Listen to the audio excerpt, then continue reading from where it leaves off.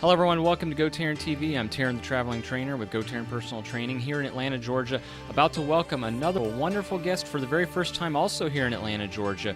She's a registered nurse and the founder of In-Town CPR, Ms. Colleen Ward. Now before Colleen comes on here, I'd like to invite everyone out there to please make sure to subscribe to my YouTube channel. And while you're watching today's video blog, if you'd be so kind as to like the video, leave us a comment and share it with all of your friends and family. Now, as you know, a few weeks ago, Colleen Ward came out to Second Ponce de Leon Baptist Church and certified moi, that's right, yours truly, in a CPR renewal certification. So we're going to talk a little bit about that, and we're also going to talk about what she's doing at the Howard School and learn a little bit more about Ms. Colleen Ward, registered nurse, right here on GoTarryn TV. And remember, with GoTarryn Personal Training, it's your time, it's your investment, it's your life. We'll see you in a minute, folks.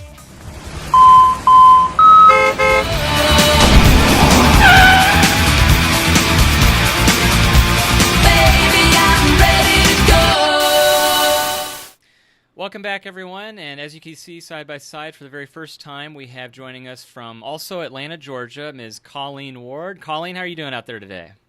I'm doing great. Thanks, Taryn. Thanks for having me today. Thank you. My pleasure. Thank you for coming on. I really appreciate it. For the folks watching out there, just so you know, Colleen actually is not only a registered nurse, at a local private school, the Howard School, but also she teaches CPR certification, and that's how I met her. I had the privilege of getting my certification renewal a couple of weekends ago at Second Ponce de Leon Baptist Church in Buckhead. So I reached out to Colleen, and I thought it'd be cool to do this video blog and talk to her, get to know her better. And again, we'll get to the CPR stuff later on here. But Colleen, first question right out of the bat, I just wanted to ask you if you could please tell us a little bit about yourself. I did a little bit of research. I think you're from Oswego, New York. Is that correct? Yes, you say it Oswego, New York. Oswego. I knew I was going to pronounce that wrong. Oswego, New York is a small town in upstate New York. Okay. Usually when I tell people where it is located, I tell them that it's about 40 miles north of Syracuse, New York. Gotcha. Okay. And most people know Syracuse through basketball or the university, stuff like that. But it's up in the frosty cold area of the world. That is And it's cool. located on Lake Ontario, one of the Great Lakes. Yeah. Mm-hmm. Oh, that's cool. That's excellent. So you grew up there, and you also went to school there, I understand, as well, too. Is that right? Yes. New York State has SUNY schools, right. So State University of New York. And there's a SUNY school in the hometown where I grew up. And both my parents went to SUNY Oswego. I went as well, and my sister. And even though I grew up about 2 miles from the school, I lived on campus throughout my adventures at Oswego to get the real feel of it. And I graduated from there with a bachelor's in psychology. Okay. And studied that for about 6 years, or worked in the field. Okay. Before I went back to school for nursing. Very cool, very cool. Now, I got to inject this too, Colleen, because I used to live in upstate New York, a little further north than you. I don't know if you've heard of Plattsburgh, New York. Oh, yes, I went to school with someone from Plattsburgh. Lots of people. Really? Because there's a SUNY school up there, I think, Yeah. You're probably aware of that. But most people that I've told that I used to live there, people shake their heads, say, you mean Pittsburgh? And I'm like, no, Plattsburgh. So, yeah. If you're from New York, they put you in the city. Right, exactly. And at that time, I'd never even been to the city. I've only been to the New York City one time, actually, believe it or not. Mm-hmm. That's cool. So, okay, back to the schooling. So you went back to school for nursing, and what was the primary objective? What was your goals for that and the reasoning? What had happened in that time period? I was working in Syracuse at a psychiatric emergency room. Cool. On the night shift. Yeah, on the night shift. Wow. So, yeah. Basically, patients who didn't need to be seen in the medical emergency room were sent over to us. Maybe they stopped taking their meds and became unstable. So we would do assessments, and I worked alongside medical doctors and registered nurses. And in that experience, I decided that I wanted to go back to school to become a registered nurse. So I applied and went to St. Joseph's School of Nursing in Syracuse and got my nursing degree there. Wow. How many years did that take, Colleen? That was another 3 years. Oh, wow. Oh my after the goodness. 4 years of bachelor for the psych. Yeah. Good for you. That's awesome. Wow, that's exciting. And so, at that point, did you know pretty much that you'd found your passion? I guess you could say that you wanted to go this route and help others. Yes, exactly. I actually gravitated toward, which makes sense now, but the cardiology unit. Aha. So I shifted from the psych world into cardiology and worked on a vascular floor at St. Joe's. And I wasn't there for too long because I did get married and moved to Atlanta to get some warmer weather was really the incentive to come down. But then I started working at Children's Healthcare of Atlanta, which is called CHOA. Great hospital. And I worked on the cardiac step-down unit with the little kids that would come in they were born with a heart defect, and they needed to have surgery usually quickly after birth. Oh, wow. And then, after they were cleared from the CICU, they would come to our floor. Oh, wow. Which CHOA were you at, Colleen? I'm familiar with a couple of locations, but where specifically was it? I was at Eggleston. Over there near Decatur kind of area, right? Yeah, on the Emory campus Right. across the CDC. Okay, I've been there. Yeah. Yeah. Yeah, absolutely. I'm very familiar with them. That's excellent. And so back to transitioning to Atlanta, you mentioned about the weather. What other incentive had you lived here before? Family, husband, in terms of him being here? What was the final decision maker besides the weather, it being warmer down here?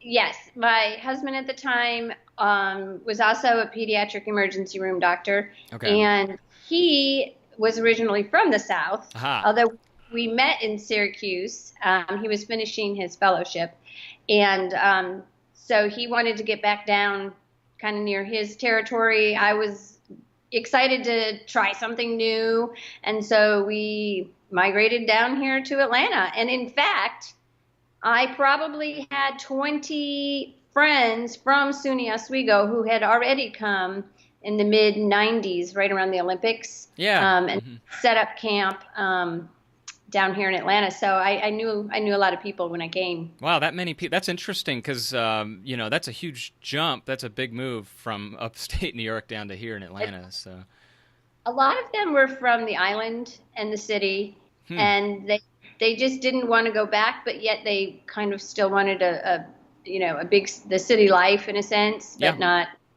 that. So yeah. Well, here they are. It's interesting because, we're really seeing Atlanta growing, and it's becoming like a New York City of itself here in the South, kind of, so that's really, really interesting. And for our field, with fitness, wellness, and health, it's ever growing. So it's a good sign to be down here for sure. Exactly. And then, so that's excellent, Colleen. And then just, I guess, real quickly, too, you have a pretty good-sized family. I believe, is it 4 boys? Is that right? Yes, Taryn, I have 4 boys. Yeah, I remember you said that at the class a couple weekends ago. That was cool. Yeah. And what are their names and ages? So Keegan is 11, and he's at 5th grade in Morningside over here. Morningside. I'm in Morningside, Candler Park. Okay. And Jeremy is teen, and he's at Inman Middle School. And then I have Mark and Nathaniel are at Grady High School, and they are freshmen and juniors. Oh, wow. Oh, my goodness. That's excellent. That's great. Well, I'm trying to catch up. We've got 2 little boys of ourselves, so just 2 more and we'll be even then, so we'll see. But and you said Morningside. That's ironic. I just actually right now came back from Morningside. I train a client over there who's an in-home person. He was a psychiatrist at Emory, and I go do in-home training for him. I don't know if you're familiar with like the Sage Hill Shopping Center area, like Kroger, Johnson, Clifton. He lives right over there, so I know that area pretty well. Half a mile from where everything is in my life. Okay, yeah, and that's a pretty. I'll be over there. It's pretty, and I like that park Video, over I'll there. be over there. Yeah, certainly. And if you ever, you'll probably see my car there. My car's got all the stickers and green wheels, but I'm there quite frequently. And I like that park over there, too, off of, I guess it's Johnson Road near Clifton. But, yeah, it's a really pretty area. People watching Morningside's really nice. Yeah. Well, Mm-hmm. excellent, Yeah, Colleen. And then now transitioning over, let's talk about what you're doing at Howard School, too. So you're the school nurse. I think I mentioned to you, too, one of my clients that I see at Second Ponce is actually Lucas. He goes there, and I think he's a junior there, if I'm not mistaken, or maybe 10th or 11th grade. I can't remember. But, so he said to say hello as well if he's watching. Yeah, I've known Lucas since he was a little guy because he would go to Garden Hill School, right? Where my kids we've gone since they were little kids. So I knew Lucas before the Howard School even. Oh, yep, cool! Great kid. Wow, that's amazing. What a small world. And how do you so how long have you been there, and how do you like it there as well too? I love the Howard School. It's an amazing place. Absolutely. I feel very lucky to be at the Howard School. It's kindergarten through 12th grade, so I am able to work with 5 and 6-year-olds all the way up to the 18-year-olds that are getting ready to go to college. Oh, wow, that's amazing. And for pediatrics, it's great to have all walks come into the clinic all day long. No, that's amazing. Yeah. And it's just an amazing place. It focuses on kids who need a place to learn differently, maybe not in the general public classroom. Maybe they have dyslexia, learning differences, some speech difficulties, things like that. Yeah, So. I've heard great things about that school. It's just wonderful. And I've driven by it a few times because of my job with traveling a lot. I'm familiar a little bit with that area because I remember I passed it that one time. For some reason, I was driving over near that water tower area, and I pointed out, I was like, oh, there's the Howard School. So that was neat. But Lucas is a great kid. I've been training with him now for going on a year, and he's a lot of fun. So he's got a good attitude. So if you're watching, Lucas, hello, and so again, keep up the great work. And then Colleen, let's definitely jump into the CPR part of the talk now, because I wanted to ask you, as we mentioned a couple of weeks ago when we first met, I think it's amazing and just great that you have your own business going with certifying people like me and other folks of walks of life, not only fitness professionals, but just everyday people. So how did you get involved into doing that? I guess that goes back to the passion of working in the cardiac rehab part of what you were doing with the nursing, right? Exactly. I found a passion in the cardiac division.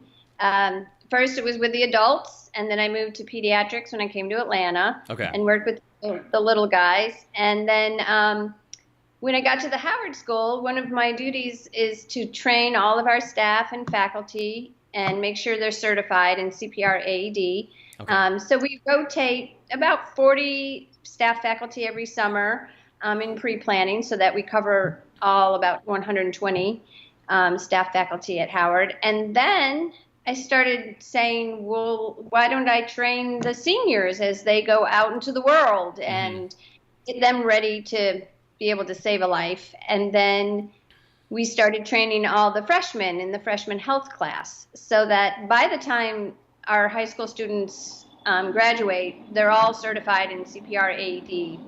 And it was amazing to me to sit in a class and watch their faces go from anxiety and nerves and thinking that they were going to have to do compressions on this mannequin and give mouth-to-mouth resuscitation to, hey, I can do this. This is pretty cool.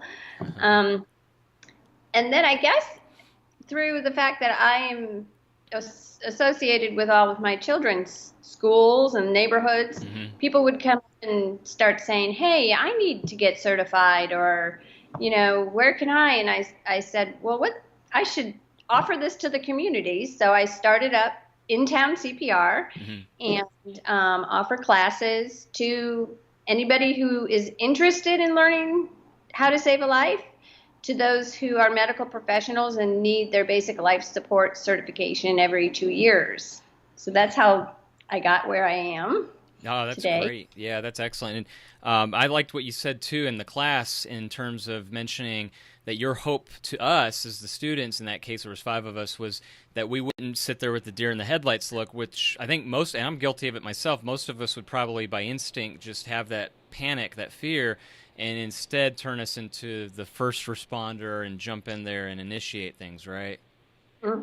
Exactly. I think so many people want to step back and let someone else do it because they're too scared that they might make a mistake, and there's also fear that they'll get sued or there'll be a lawsuit, something that could happen, that they don't jump in. But once you learn these skills, and we also teach that there's the Good Samaritan Act in Georgia so that you will be protected. It just offers up more and more people to jump in and save a life and get help and make a difference. Yeah, I think you're right, Colleen, and I think it makes a huge difference too. And you could touch on this better than I can. The fact of getting certified by a real person in a classroom with mannequins in a real setting where you can mock play it versus you've probably seen now, Colleen, that the average person could just go online and literally in minutes pay for a certification and be, quote, certified by one of these other places where they really don't get that hands-on practical kind of role-playing, which I think is really important. Would you agree with that? I completely agree with that. And although I understand the idea behind being able to go online and do this at your own pace and sit in your house and not have to take part of your day to go somewhere, is nice to offer that. But the experience, as you had a couple of weeks ago, where you can be with other folks in the same boat and listen to questions or concerns that you may not have even had yourself, but that you say, oh yeah, that's a good question, really makes a difference. And being able to touch the mannequin and walk through the whole entire experience makes a difference. Yeah. For the folks watching, I could say that it was really good because the mannequins themselves have and again, you could explain this better than I can, just from my perspective, that it had the green lights that ensured your compressions were thorough, that I guess they were deep enough and you were in the right spot. Whereas if it turned red, that would tell you, you need to practice a little bit. So I thought that was really neat that you have that availability, that these mannequins are very advanced with technology. And also you had your own AED, too, the AED that you use in training as well, which really, step by step, you just listen to the instructions and it tells you what to do, where to put the pads, and when to administer a shock if needed, too. Yeah, between those two things, you can really simulate almost a real experience, minus all the adrenaline rush that you would have, of course, if you were actually involved. But to having the experience of the school nurse and the triage I do all day long, kids coming in, staff members coming in with chest pain or shortness of breath, you can't get that on an online course. But you can in real life because we can talk about all these scenarios that really happen every day. Yeah, and I think it's good because also in addition to the CPR, you also did the, not only for adult, but the child and the infant, little infant doll as well, because it does change a little with where the position, or not, what you're using for compressions or where you're breathing and such. But also the first aid part of it, too. I know we went through that at the end. And so that's good that people can get CPR, AED, child, and adult, and first aid certified through you directly. And when they do, Colleen, what is is it the American Heart Association that's the embodiment? I think I saw that from, is that what the certification is when they're certified? That's correct, Taryn. I certify through the American Heart Association. Right. We'll then offer a 2-year certification card. Right. And like you said, we did cover first aid as well, which is, I think, an amazing added addition to have in the class because it covers everything from nosebleeds to concussions to your typical sprain if you're a runner or athlete in that matter. And I, in fact, have been getting classes filled with Grady students, Grady High School, or community teenagers because they want these things for their babysitting jobs this summer. And that's kind of another neat side to the whole class business. No, that's great. Yeah, I mean, that's invaluable to have. So I think that that's terrific that, again, because a lot of people don't, I'll be honest with you, the only way I found out about you and this opportunity was through the Second Ponce Church. They emailed everybody out and said, hey guys, if you need certification renewal, then here you go. So I think that's terrific that you're able to go and do that and contract out. So what places could contract out and hire you in terms of if they wanted to use you and bring your services in to certify their whatever, employees, contractors, what have you? Sure.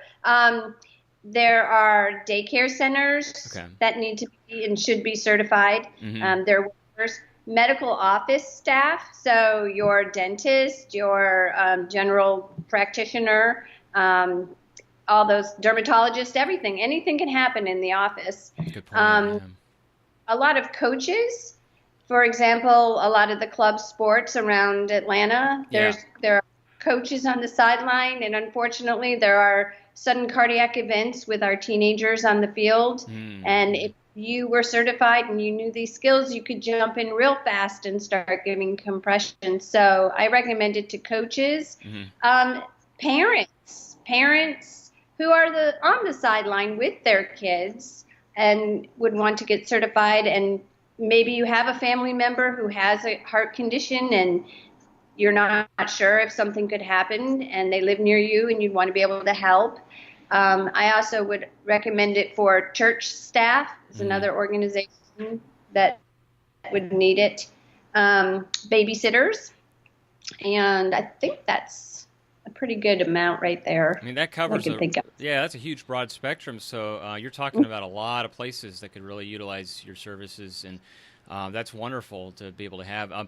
Colleen, let me ask you we know that cardiovascular disease, #1 killer in America by far. It's been that way forever. It probably will be. What are the signs and symptoms that you could tell folks, just generally speaking, to watch out for, because you've seen it all the time? Like, what are the main ones that they should definitely watch if something's going on where they need to either call 911 immediately or get to an emergency room? Sure. You would, of course, think about the typical verbalization of, I have pain in my chest, or it's very tight, or it feels like there's an elephant sitting on my chest.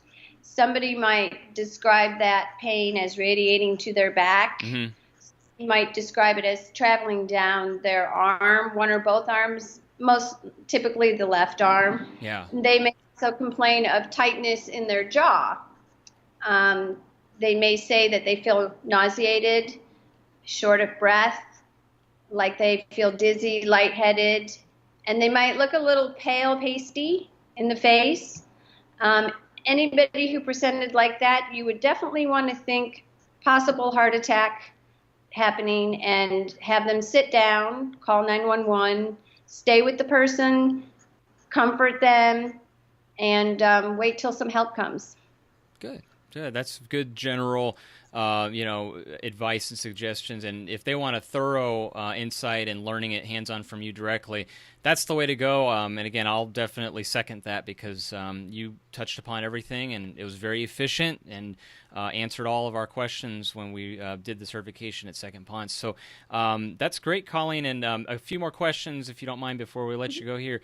Let me ask you, for the folks who are watching, and everybody watching should get CPR certified if they're not, or get the renewal. What are the ways that people could actually contact you directly and find out more about your brand in town and contract you out to come to them and get certified? Sure. Thanks, Taryn. My website is intowncpr.com, which is INTOWNCPR.com.